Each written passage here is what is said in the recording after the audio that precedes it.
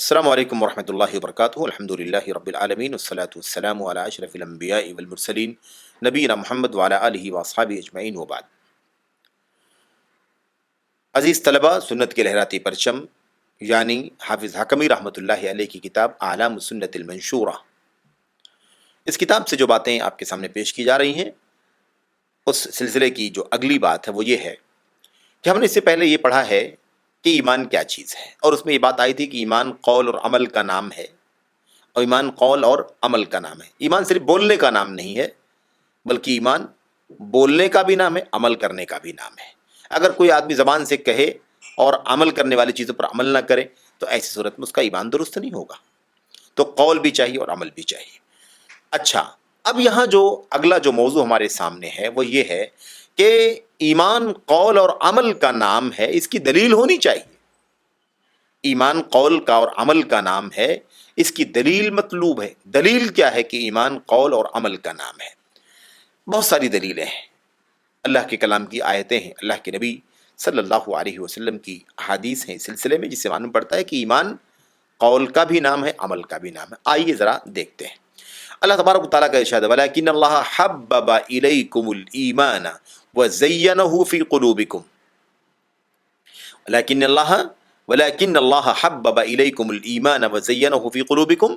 اللہ فرماتا ہے مگر اللہ تبارک و تعالیٰ نے ایمان کو تمہارے اندر محبوب بنا دیا ہے، تمہاری طرف محبوب بنا دیا ہے، وَزَيَّنَهُ فِي قُلُوبِكُمْ، اور اسے تمہارے دلوں میں مزین کر دیا ہے، اسے تمہارے دلوں میں خوبصورت بنا دیا، آراستہ کر دیا ہے۔ آپ دیکھیے دل کا ذکر آیا کہ نہیں آیا کہ ایمان کو اللہ تبارک و تعالیٰ نے کہاں مزین کیا ہے؟ دل میں کیا ہے۔ تو یہ ہمیں اچھی طرح سے جان لینا چاہیے۔ تو ایمان کو اللہ تبارک و تعالیٰ نے ہمیں محبوب بنا دیا ہے، یعنی ہمارے نزدیک ایمان محبوب ہے، ہمیں ایمان سے محبت ہے، اور ہمیں اللہ تبارک و تعالیٰ نے ایمان کی زینت عطا فرمائی ہے جو ہمارے دل میں اللہ تعالیٰ نے ڈالی ہے۔ ایسے اللہ تبارک و تعالیٰ فرماتا ہے فَآمِنُوا بِاللَّهِ وَرَسُولِهِ فَآمِنُوا بِاللَّهِ وَرَسُولِهِ، اللہ تبارک و تعالیٰ پر ایمان لاؤ اور اس کے رسول صلی اللہ علیہ وسلم پر ایمان لاؤ۔ تو اللہ پر ایمان لانے کا حکم ہے، اس کے رسول پر ایمان لانے کا حکم ہے۔ آپ دیکھیے یہی تو اللہ تبارک و تعالیٰ کی توحید کا کلمہ اور نبی کریم صلی اللہ علیہ وسلم کی رسالت کا کلمہ اور اس کی گواہی ہے۔ اللہ فرماتا ہے اللہ پر ایمان لاؤ، اس کے رسولوں پر ایمان لاؤ۔ تو ظاہر سی بات ہے، ہم جب لا الہ الا اللہ محمد الرسول اللہ کہتے ہیں تو اللہ تبارک و تعالیٰ پر ایمان لانے کی بات کرتے ہیں، اس کی گواہی دیتے ہیں، اور اس کے رسول محمد الرسول اللہ صلی اللہ علیہ وسلم کی رسالت کی گواہی دیتے ہیں۔ اب آپ سوچیں کہ ان دونوں گواہیوں کے بغیر کوئی بھی شخص دین میں داخل نہیں ہو سکتا ہے۔ اگر کسی کو دین اسلام میں آنا ہے، دین اسلام میں داخل ہونا ہے، تو اس کے لیے کیا کرنا پڑے گا؟ اس کے لیے اسے ان دونوں کلمات کا یعنی شہادتین کا اقرار کرنا ضروری ہوگا۔ اچھا، اب دیکھیے کہ جب ہم اقرار کی بات کرتے ہیں کہ اس کا اقرار کرنا پڑے گا، اس کی تصدیق کرنا پڑے گا، اور ان دونوں گواہیوں کے بغیر کوئی شخص اسلام میں داخل نہیں ہو سکتا ہے، دین میں نہیں آ سکتا ہے، تو اب آپ سوچیں کہ اقرار کہاں سے ہوتا ہے؟ اقرار دل سے ہوتا ہے۔ کوئی عقیدہ جو بنتا ہے وہ دل میں بنتا ہے۔ تو عمل جو ہے نا، دل کا جو عمل ہے وہ کیا ہے؟ دل کا جو عمل ہے وہ یہی ہے، اقرار کرنا، عقیدہ رکھنا، میرے بھائیوں، میرے بزرگوں۔ اور زبان کا عمل کیا ہے؟ دل کا عمل جو ہے وہ کیا ہے؟ وہ عقیدہ رکھنا ہے، ماننا ہے، تصدیق کرنا ہے، اس کا یقین کرنا ہے۔ اور زبان کا عمل کیا ہے؟ زبان کا عمل یہ ہے کہ اس کو زبان سے بولا جائے۔ زبان کا عمل ہے کہ زبان سے اس کو بولا جائے، اس کو ادا کیا جائے، یعنی کہا جائے اشہد اللہ الہ الا اللہ و اشہد ان محمد رسول اللہ۔ اس کا زبانی طور پر ہمیں اقرار کرنا ہے۔ تو زبان سے بولنا یہ زبان کا عمل ہے، اور دل میں عقیدہ رکھنا، دل میں تسلیم کرنا، یہ دل کا عمل ہے۔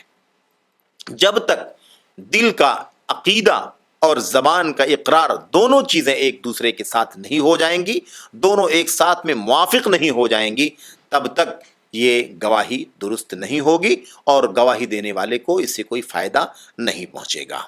ایسے ہی اللہ تبارک و تعالیٰ فرماتا ہے وَمَا كَانَ اللَّهُ لِيُضِيعَ إِيمَانَكُمْ وَمَا كَانَ اللَّهُ لِيُضِيعَ إِيمَانَكُمْ، اللہ تبارک و تعالیٰ تمہارا ایمان ضائع نہیں کرے گا، تمہارا ایمان ضائع نہیں کرے گا۔ آپ دیکھیے اللہ تعالیٰ فرماتا ہے تمہارا ایمان ضائع کرنے والا نہیں ہے۔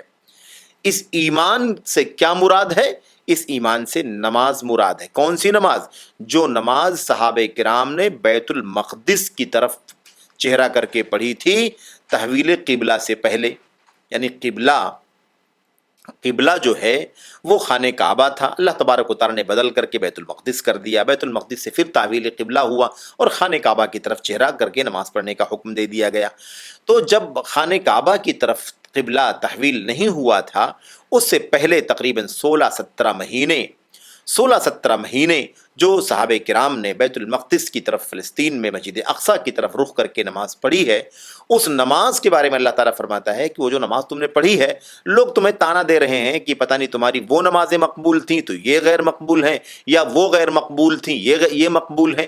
اس طرح سے لوگ تشویش پیدا کر رہے تھے، کفار، مشرکین، اہل کتاب، یہود و نصارہ خاص طور پر مسلمانوں کو تانا دے رہے تھے۔ اللہ تبارک و تعالیٰ نے اس بارے میں تسلی دیتے ہوئے ارشاد فرمایا وَمَا كَانَ اللَّهُ لِيُضِيعَ إِيمَانَكُمْ، اللہ تبارک و تعالیٰ تمہارے ایمان کو ضائع کرنے والا نہیں۔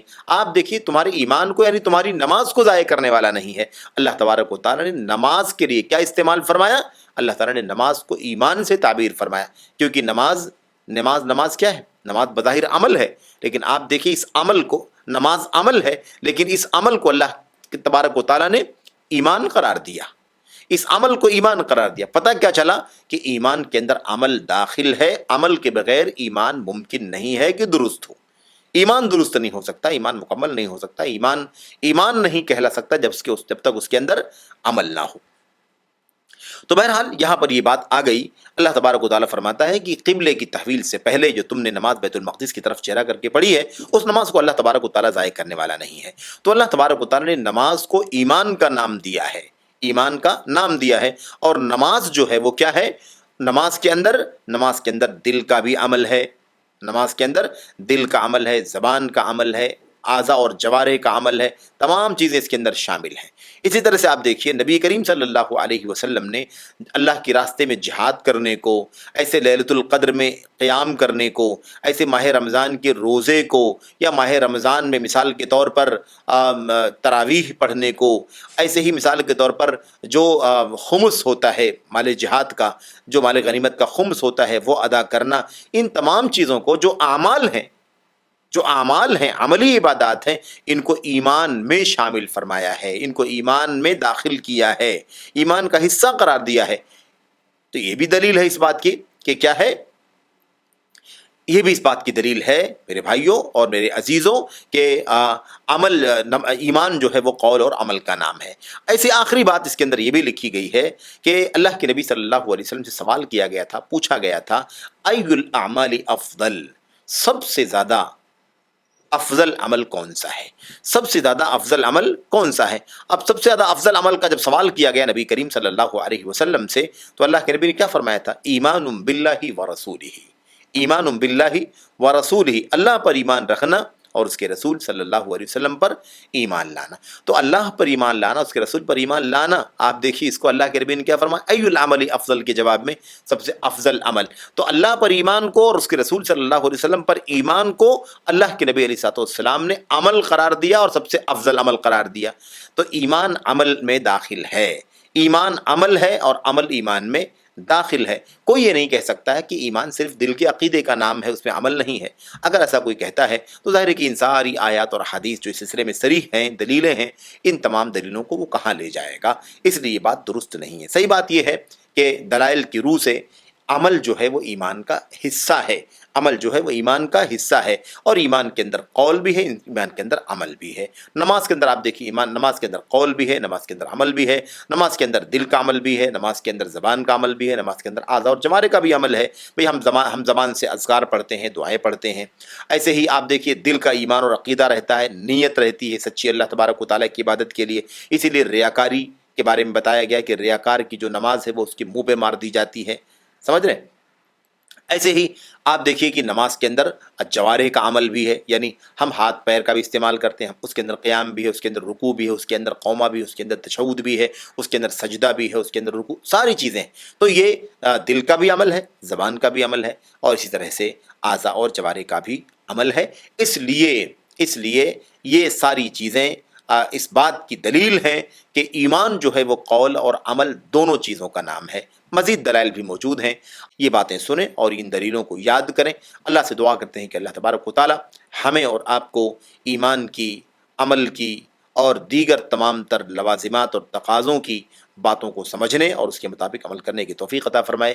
آمین یا رب العالمین۔ والسلام علیکم ورحمۃ اللہ وبرکاتہ۔